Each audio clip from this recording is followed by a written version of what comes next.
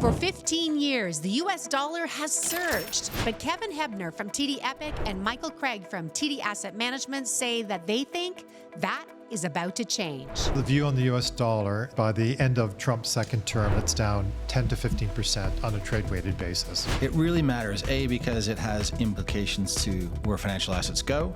It also matters because we are all generally, one way or another, affected by it. So who wins? U.S. exporters win.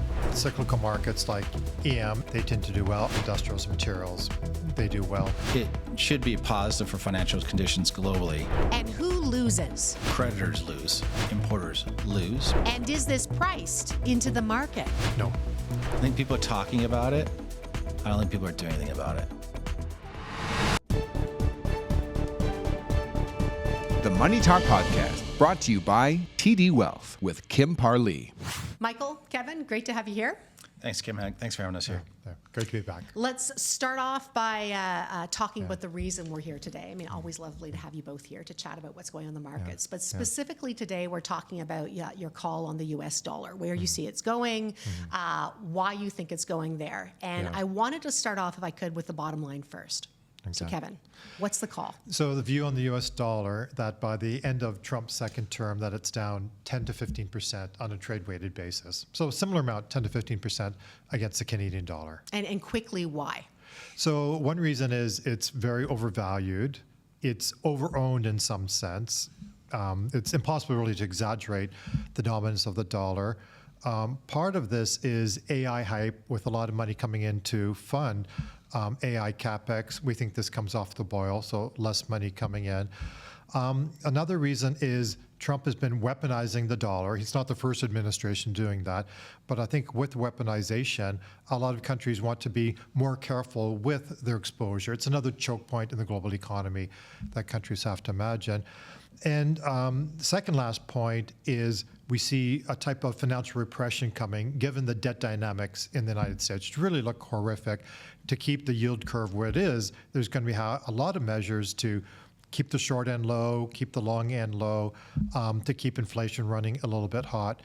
And then the final reason is people are still underhedged. We had a long time period, about 15 years, where the dollar was going up. So foreign investors, when they had U.S. dollar assets, they didn't hedge. That really changed with Liberation Day, almost exactly a year ago. But people are still not to the hedge ratios they need to be. Okay. Why does this matter? I mean, for a lot of Canadian investors who've had a lovely U.S. tailwind, I'll say dollar tailwind in their investments, but why do you think it matters so much about the call on the U.S. dollar? If I was to randomly take a person's portfolio around the world, I would estimate that they've got 60 to 70% of their wealth in U.S. assets. So the dollar affects everybody. And the dollar is more than just a currency. It's really a measure of financial conditions and what have you. So it really matters, A, because it has implications to where financial assets go. But it also matters because we are all generally, one way or another, affected by it. And having that knowledge, then you can start preparing a portfolio. You still want dollars in your portfolio. We don't, there will be offsets to this decline. But it's a change in behavior of the dollar as it's been very much pro-risk. It's really, we've had a supercharged period of equity returns because of the dollar's strength for non-U.S. investors. And I think that's about to turn. I think also, too, I mean, this is a trend that is reversing, that has been the opposite of what has been over the past little while. I mean, this is a sea change. Yes, material, yeah. So based on that, to both of you, who wins, who loses with this call on the U.S. dollar? Creditors lose. So if I hold U.S. Treasuries, U.S. corporate bonds unhedged, that'll be painful. U.S. exporters win because they have a cheaper dollar. Importers lose because they're going to be importing at a higher cost. U.S. consumer, it'll be a bit mixed because if it leads to reshoring in the U.S., that'll be stimulative for job growth, particularly for the Rust Belt. But U.S. consumers who are buying, whose basket isn't totally foreign, but much of it's foreign, they will lose because the cost of imported goods will increase. So a couple of things. Exporters, importers, that's kind of obvious. Consumption loses, creditors lose. Labor does well, wins. And the rest of the world, generally speaking, with a weaker dollar, it is a form of, it's the reverse of other countries. So for Canada, exporters to the U.S. are now going to be doing it with a weaker dollar, so that's not great, and importers, fantastic. And then you go so forth and so forth and so forth. I'll also say, too, remember, with a weaker dollar, it is quite stimulative. And so, not respective of what's happening right now within Iran, it should be positive for financial conditions globally. And you should see an uptick in activity globally in the global economy with a weaker USD. And I guess on that too, when I think like emerging markets, commodities. Yeah. So clearly with EMs, there's about a 92% correlation over the last 3 decades between the relative performance of emerging markets and the dollar. So cyclical markets like EM, and to some extent EFA, including Europe and Japan, they tend to do well. And then cyclical sectors like industrials and materials, they do well. Michael was mentioning the liquidity. If you have a weaker dollar, it means more liquidity globally, because a lot of countries outside the U.S., they issue hard currency debt, and so it's easier to pay back that debt. So it's good for liquidity. As also, when Michael was talking about the benefit for U.S. exporters, should emphasize that Trump's #1 economic priority is increasing the industrial capacity of the United States. Yes. That's his priority, and reducing vulnerabilities and potential choke points. And so there's no way he can do that with the dollar at current levels. We've seen 2 previous times in the last few decades, 86 under Reagan, 71 with Nixon, where we had similar declines in the dollar to what we're seeing today.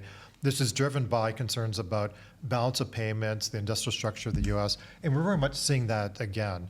So it is the key beneficiary is really the ability of the U.S. to increase capacity, reindustrialize from that. And so U.S. exporters and U.S. workers benefit in that sense. But also countries like EM, broader liquidity, they benefit. And as Michael was saying, the real cost to this is if you have U.S. dollar assets as a non-U.S. resident and you're not hedged, then you get hurt. And so this is one reason we're spending a lot of time with our clients talking to them about hedging. And can I just, not to put too fine a point on it, but from an asset standpoint, when you kind of look at commodities, other pieces, like where does who does the U.S. dollar benefit from a sectoral standpoint?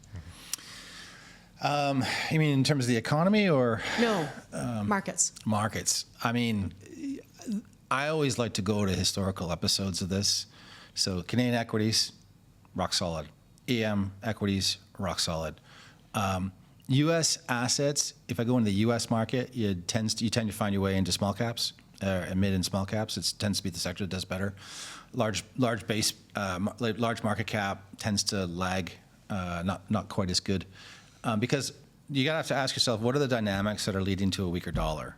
Is it outright yield curve control? Is it lower rates? Is it overt policy? There is constraints to doing this. It's not like you can snap your fingers and get a weaker dollar. Our sense is it's done through the bond market, where you've got a looser Fed and a slow move towards repression of the yield curve. And that's going to have that will have a major implication for bondholders, right? So there's definitely not going to make the returns you would from treasuries and you otherwise would. So these are it's not totally as straightforward as snap your fingers and get you there, and we have to think about the alternative impacts based on policy that's going to lead to that weaker currency. I think we were chatting beforehand. I know you saying these transitions take time. These are things that when the markets are used to are quick social reaction. This is glacial compared to what we're used to. So interesting. We're going to unpack all the reasons why you see that happening. But before we get there, notable that's not what's happening right now. Yes. The U.S. dollar is appreciating. Why? So the U.S. dollar has been the best performing major currency over the last month during the Iran conflict. The U.S. is a major energy producer, the #1 in the world for both crude oil and natural gas, and an exporter.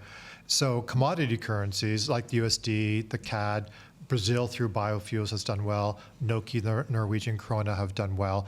And then currencies of countries that have to import a lot, have a big dependency, they've underperformed. So that's the dynamic we've seen over the last month. We do think, and I've been overly optimistic about how long it would take for the Iran conflict to end, but say it ends sometime later in April, the U.S. withdraws and we get some sense of normalcy, then we think we'll get back on the path of a weaker dollar going forward. And I think there's the fundamental story but I also think there's the setup going into it. This war, for many market participants, came out of nowhere. The market was very much a weaker dollar, long EM, long Korea, long Taiwan, long commodities, long gold, and that has reversed as particularly managers who perhaps run on a less risk budget have had to reduce positions rapidly. And so that's why you've got a bit of a correlation shock where the dollar's rallied, stocks are sold off, but gold's sold off and oil's rallied, which again, if we went back in time, you wouldn't expect that type of relationship historically. So a lot of this is the market being caught way offside with this attack and having to reduce risk and tighten positions. That has probably run its course now. As we start to think about what's the next, we're at a bit of a Bayesian point where when you say Bayesian point, what do you mean by that? I mean, like you a fork in the road. Yeah. You can think about two paths. If you have the outcome that Kevin articulated, the market's going to rally, the dollar's going to weaken, we're kind of back to where we were a month ago. The longer this gets drawn out, then we've got a stagflationary shock coming. I mean, there's no ifs, ands, or buts. What I mean by that is, you have a supply-induced inflationary shock, which is painful, but it's a very different than a demand-driven inflationary shock as well, and that will ultimately lead to a weaker growth, which is starting to get market's starting to talk about this, like the growth implications of this as well. So this is stagflation 101, and that's the other fork in the road, as we say. And that environment, I struggle to see whether the dollar performs in that environment or not. I'm not totally certain what. I think other than commodities, I struggle to see what really performs in that world, and hopefully we don't see it. But it's got to be on the roadmap of potential paths as we sit here today. And I would emphasize in Michael's scenario, the stagflation scenario, rather than demand destruction, which a lot of people worry about, it's really a liquidity shock. And so if you see a stronger dollar, that reduces global liquidity. And also, if you see Fed cutting priced out, so a month ago, we were thinking the Fed would cut 50 or 75 basis points over the next 12 months. Now the idea is the Fed is sitting where they are. And if we do have the situation around last longer, you could even have Fed hikes going forward. So it's that loss of liquidity that's going to be very important to markets and any risk asset, any long duration security, including the tech sector. So will get hit. we found ourselves here a year ago with the fork in the road with the Liberation Day, where it's like, if this continues, shelves are going to be empty by the summer, or if we get the taco, everything is fine. And we got the reduction of tariffs. I think once people realized what was coming, they said, okay, we got to back off a little bit. This time around, it's more complicated. There's more players, and not every other players playing on the U.S.'s timeline. It's not totally clear if they if they're aligned in objectives right now. I think everyone wants peace, but at what cost? So it's certainly more complicated today than it was a year ago. Yeah. That is an understatement. Okay, let's put aside what is happening with Iran, and again, just because it's going to play out how it's going to play out, but you have a longer term thesis about what happens afterwards. And you have put together, and these are my words, not yours, Kevin. I've looked at kind of there's circumstances. It's kind of where the world is right now, and then you've got some catalysts you believe will help drive the U.S. dollar lower. One of the circumstances you talk about is just the massive trade deficit, to which I might add that the Iran conflict is probably strengthening that argument in terms of it's making it bigger, or is it? Well, so China has a trade surplus of about $1.2 trillion. It's enormous. There's never been anything in history anywhere near this magnitude. And so the mirror image of that is U.S. has a trade deficit of over $1 trillion. These are just enormous numbers. In an economy of, say, 30 trillion GDP. And normally the equilibrating mechanism, if you have a big trade deficit, is your currency weakens so that your exports are more competitive, inputs, but we don't move to an equilibrium. So we have this massive trade deficit and the dollar keeps strengthening. And the reason for that is countries like China intervene in currency markets, selling their local currency, buying the dollar, to subsidize, create a tailwind for their exports, and exacerbating this. China has very weak domestic demand, a real estate shock. There's a host of problems that they have, but the one engine they're doubling down on is exports. And exports to the U.S. are down a lot from China, but to everywhere else in the world, including Europe, but especially ASEAN and different emerging markets, are up like 15, 20% year on year. Okay, so circumstance one is the Chinese currency is artificially low, causing the U.S. to be artificially high. Yes. Okay. Yeah. This is my attempt to translate here. So it's the second one you have here is peak U.S. dollar dominance. Yes. And then you have this beside it's an exorbitant burden. Yes. To whom? Where's the burden? Why is this a problem? So the term, it's impossible to exaggerate the dominance of the dollar globally. So the U.S. is 4% of global population, 25% of global GDP, 63% of global financial markets. Yeah. And so some people would say, well, this is an exorbitant privilege because you get all the benefits from money across the world and it keeps your interest rates low, and this is great. But it's a burden for the U.S., particularly in the world we're in now. Geopolitics are more important, vulnerabilities, choke points, the deindustrialization, hollowing out the core of America. And this is why Trump's number one economic priority is to increase domestic industrial capacity. And you can't do that with the dollar at these levels. And so it is a burden. And this is the way it's perceived now by the Trump administration. Previous administrations had more of a laissez-faire perspective on this. But I think Trump quite correctly is focused on the role of the dollar in capital flows to reindustrialize, increase the capacity of the United States, and reduce vulnerabilities. I want to make the point because Kevin and I were chatting before. Back when we went to business school, laissez-faire, open markets, limited government regulation, it's over. Like it's absolutely over.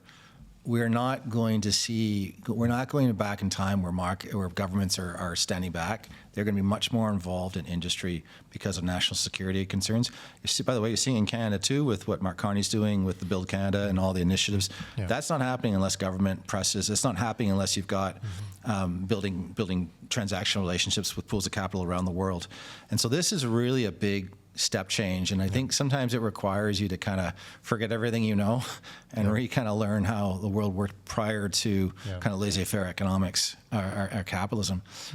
We were talking earlier about rare earths, for example. You can't get these markets going unless you put price floors in. And again, this changes those dynamics in terms of how much more impactful government policy will be, and therefore, as you take it on the currency side, you can see how this all kind of fits into a larger plan, which is reindustrialization and increasing sovereignty, if you will. And therefore, I think it gives us a higher degree of confidence in this call, just because what's at stake.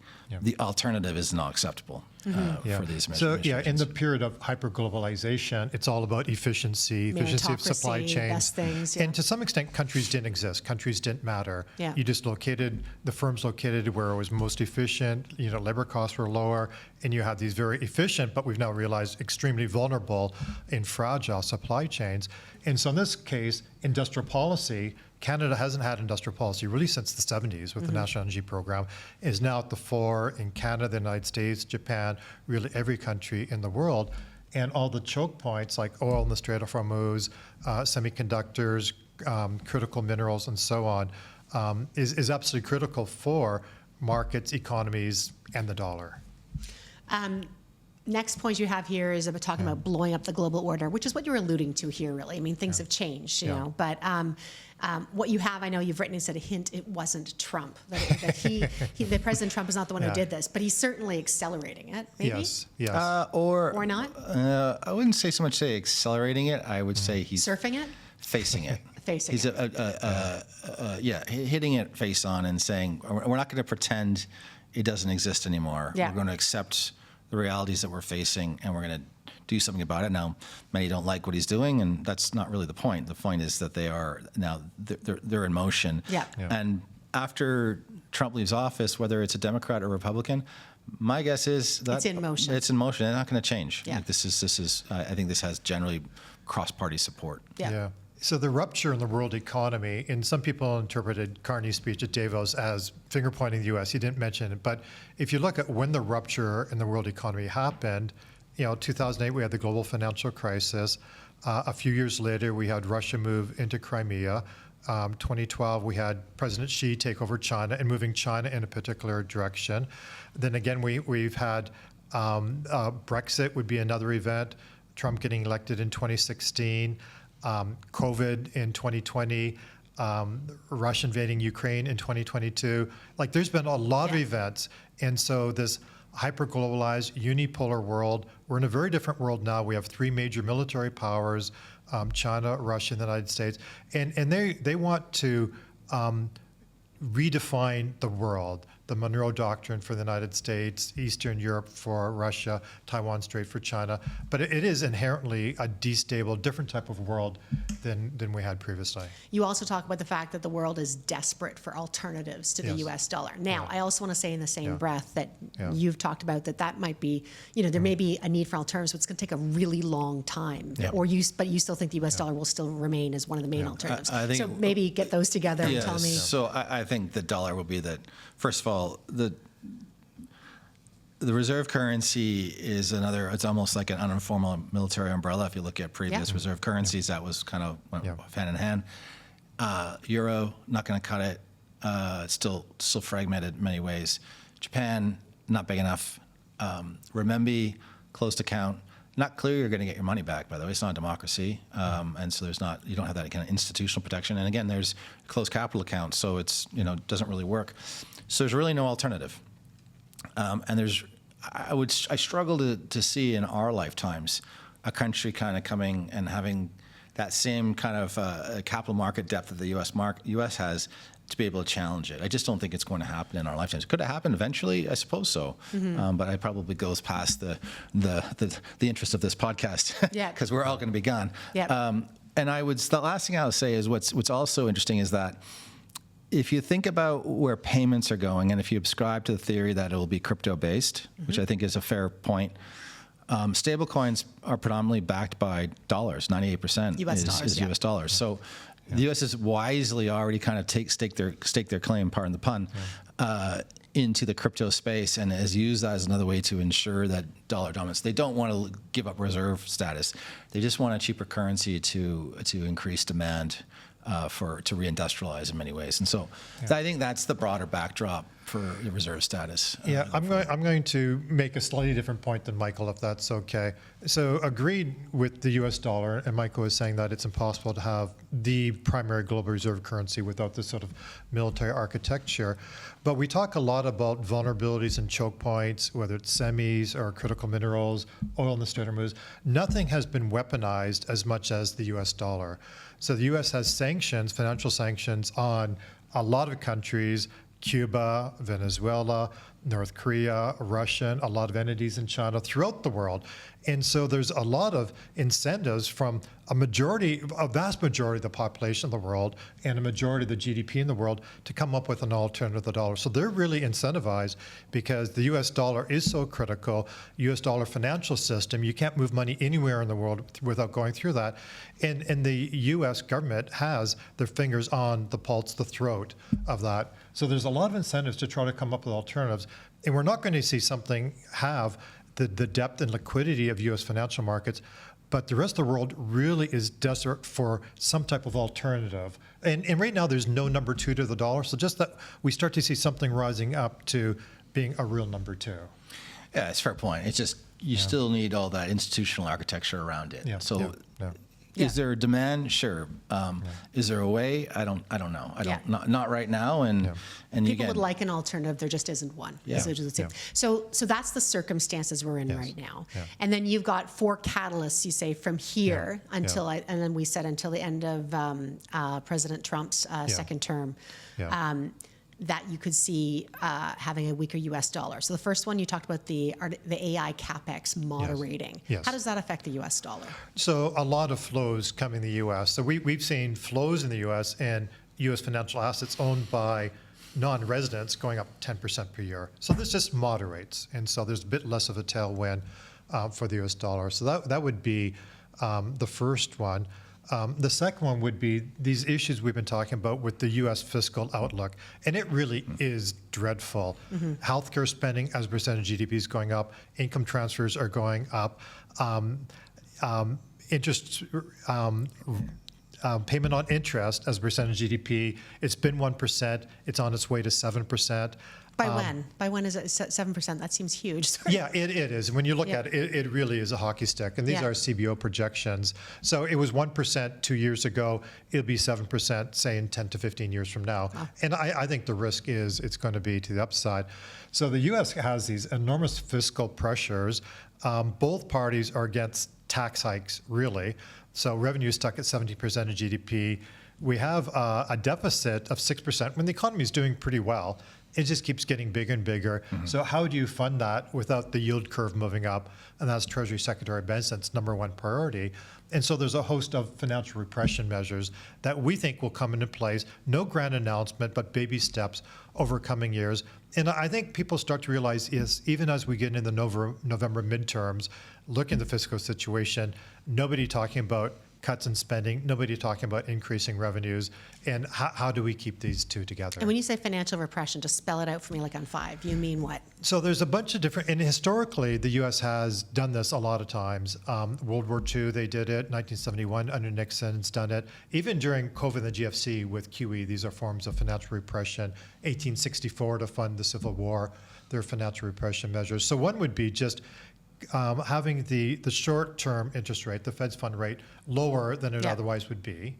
Another would be QE. Important, lower below, and also you have to have it below inflation. Yeah. So you have to ensure that the yield you're getting on Yeah. government paper is below inflation, such that the real purchasing power of your asset Is going down. declines. Yeah. Yes, right. It's very Understood, yeah. Yeah, so technically R is lower than G. Yeah. That's important. Yeah. R is bigger than G, it's a problem. Things start to blow up. And then QE and other types of policies to keep the long end high. Just running inflation a bit hot because over time, say you run inflation at 3%, I think 4%, there's a lot of pushback, 3% is okay, then that devalues the debt. on a real basis. You know, on a real Yeah. basis over time. And then having financial institutions that are regulated, having what they're called macroprudential regulations, so they have to hold more of their assets in U.S. treasuries. And this is something which historically has been used a lot in the U.S. and other countries. You also cite the Yeah. fact you believe that Yeah. in order to help make this financial repression come to be, Yeah. you expect a lot of cooperation, I understand, between the incoming Fed chair, Warsh, and Scott Bessent? Yes. Yeah. Am I saying that wrong? Or am I think They once worked for the same fellow, so Yeah. I think they've met and they know each other quite well. Yeah. So But I mean collaboration between monetary and fiscal, I guess. I is- think yeah. the Fed, if you think about the Treasury is the sun and the Yeah. Fed is a planet, and that is just going to be kind of pulled a little bit closer to the sun, Yeah. if you will. And during periods of stress like COVID and the GFC, they worked together. In World War II, they worked together. And most of the issues they face are the same issues, and they need to coordinate. And Treasury Secretary Bessent, in particular, wants to have this sort of mission creep of the Fed, which is involved in so many policy areas aside from short-term interest rates. So maybe you let them do short-term interest rates, but a lot of the other things that they've been doing, including QE, bank supervision, U.S. dollar swap lines to non-U.S. central banks, all these other things which aren't really part of the original remit and really should be, they are important political decisions that shouldn't be done by an opaque, unelected bureaucracy. And one of the final ones you have here is hedging in terms of what you expect to happen with the weakening U.S. dollar. What is this again? Explain what you mean by hedging. Do you want to take this? Sure. I mean, in its simplest form, if I hold a U.S. asset, I just sell the currency forward, so I hedge the currency. Yeah. One thing, right now, if you hedge as a Canadian, you're paying a bit of interest against that. In our view, I think those rates normalize, or even, particularly in Canada, if we do get this Build Canada right, you're going to see higher rates in Canada than the U.S. eventually, based on growth projections. So that cost should disappear over time. But it is a critical, it's critical, I think, in terms of fixed income investors to have a hedged U.S. portfolio. For equities, it's not totally clear. I think you probably want part of it hedged, not all of it hedged. And the way to kind of face this as an investor is you can go through the forwards market, or you can say, you know what, I don't want 70% of my equities in U.S. equities. I'm gonna start to diversify away. That's what we've been doing. We've been moving money back home to Canada for about 18 months now. And that's been our approach, just easier and cheaper. Candidly, it's just cheaper, and the prices were already quite depressed. But that's investors need to. We've had this nice run of just kind of own the U.S. market and forget about it, and I would argue that is over. Is your prediction, do you think, priced into the market right now? No. I think people are talking about it. Yeah. I don't think people are doing anything about it. Yeah. So I think in our conversations, nobody's selling U.S. assets outright. When I say like big institutions are not doing. The flow of funds is changing though. Like, so if for every dollar of new capital used to be 90 cents went to the U.S., now it's maybe 50 or 40 or some cases none. And that's what's changing on the margin. Some institutions have hedged. Others are thinking about it, but this takes time. Like particularly for large institutions where there's boards or investment committees, and it's a big call. It takes time, but once it gets moving, it doesn't stop. Yeah. So that's kind of what my expectation is once this gets moving. Before Liberation Day last year, so April 2nd last year, exposure to U.S. dollar was at a record high, and hedge ratios were at a record low. And so we've seen a lot of activity in, say, maybe moving from 10 to 20% hedge ratios to maybe 30 to 40% now, where overall they need to move more to 50 to 60%. So we're about halfway. But prior to Liberation Day last year, nobody was talking about this because you just had 15 years of this nice tailwind from an appreciating currency. But I do think the other side of this is that capital is going to start being drawn to other jurisdictions. Whether it's rearming in Germany, which has been a huge fiscal endeavor, or building railways and mines and oil infrastructure and ports in Canada, et cetera, et cetera. I think that's going to, other countries are realizing we also need, we're at fault. We've had poor industrial policy. Yeah. We're vulnerable. So we need the capital to fix to it. appreciate their currency. And therefore, you get less of a bid for dollars. Can I ask, I'm going to finish off, if I could, excuse me, with some rapid fire questions before we get there, though. First, the loonie, the CAD, what do you expect with that? I'm gonna say it's going to go to 120 would be my first stop, and that would be over a 3 to 5 year period. Yeah.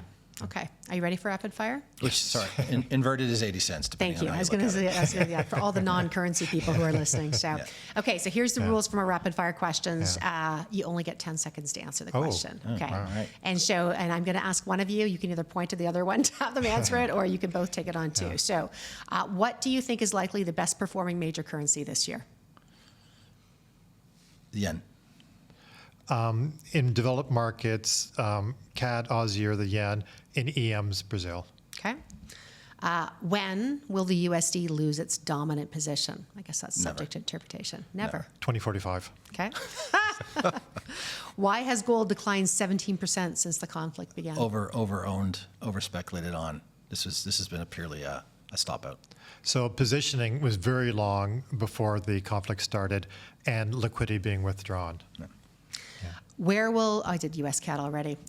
Major takeaway for the May 14th, 15th Trump-Xi summit? So I think a lot of technical discussion about trade, trying to selectively decouple. They will have talks about semis and critical minerals so that they've weaponized against each other. There'll be a lot of prep for the next summit, which would be in DC. So a lot of pomp, a lot of photos. They'll both like this. And probably not in the press release, but geopolitics with the Monroe Doctrine for Trump and China saying that's fine, we won't intervene. And then some type of implicit discussion about what happens in the Taiwan Strait. And Trump certainly has a softer tone than previous administrations. Anything to add? He took your 10 seconds, so it would make a... Okay, Kevin Warsh takes over Fed on May 15th. Will he cut? If you asked me that a month ago, I'd say he's going to put in 50. I think that it's going to depend on what's going on in Iran. So I think for the time being, he'll probably stay on the sidelines. Again, if that conflict ends sooner than later, he's going to be cutting. If it's not, then unclear. If core PCE's above 3 and rising, they can't cut as much as they would like to. But once it does shift and looks down and they project further, say being at 2%, say the end of, or maybe mid-2027, I think they will cut aggressively, but not for the first couple quarters. Yep. But that's a recent phenomenon because of what's happening. Yeah. Exactly. Yeah. Okay, last question for both of you. What should I have asked you that I didn't ask you? I'm pretty thorough, Kim. I don't know. Well, two asset classes we're talking a lot about are commodities and infrastructure. Yeah. And they're both related to sort of critical aspects of this sort of rupture in the global economy. So I think they require a lot more discussion. If I was going to ask you in 10 seconds to say what you think needs to be said, what would it be? Well, I think infrastructure is in the secular bull market. Yeah, and own them both. I think Yeah. would be the answer. Okay. Do your own research, but own them both. Yes. All right. We'll leave it there. Okay. Always a pleasure. Thanks both for coming in. Thanks, Kim. Thanks for tuning in to this episode of the Money Talk Podcast, brought to you by TD Wealth, recorded on March 30th, 2026. The information contained herein has been provided by TD Wealth and is for information purposes only. The information has been drawn from sources believed to be reliable. The information does not provide financial, legal, tax, or investment advice. Particular investment, tax, or trading strategies should be evaluated relative to each individual's objectives and risk tolerance. The views expressed are those of Kevin Hebner, Managing Director, Global Investment Strategist, TD Epic, and Michael Craig, Managing Director, Head of Asset Allocation and Derivatives, TD Asset Management, as of March 30th, 2026, and are subject to change based on market and other conditions. Certain statements in this presentation may contain forward-looking statements that are predictive in nature and may include words such as expects, anticipates, intends, believes, estimates, and similar forward-looking expressions or negative versions thereof. Forward-looking statements are based on current expectations and projections about future general economic, political, and relevant market factors such as interest and foreign exchange rates, equity and capital markets, the general business environment, assuming no changes to tax or other laws or government regulation or catastrophic events. Expectations and projections about future events are inherently subject to risks and uncertainties which may be unforeseeable. Such expectations and projections may be incorrect in the future. Forward-looking statements are not guarantees of future performance. Actual events could differ materially from those expressed or implied in any forward-looking statements. A number of important factors, including those factors set out above, can contribute to these digressions. You should avoid placing any reliance on forward-looking statements. TD Wealth represents the products and services offered by TD Waterhouse Canada, TD Wealth Private Banking, offered by the Toronto-Dominion Bank, and TD Wealth Private Trust, offered by the Canada Trust Company. TD Asset Management is a wholly owned subsidiary of the Toronto-Dominion Bank. Epic Investment Partners, TD Epic, is a wholly owned subsidiary of the Toronto-Dominion Bank and an affiliate of TD Asset Management. The TD logo and other TD trademarks are the property of the Toronto-Dominion Bank or its subsidiaries.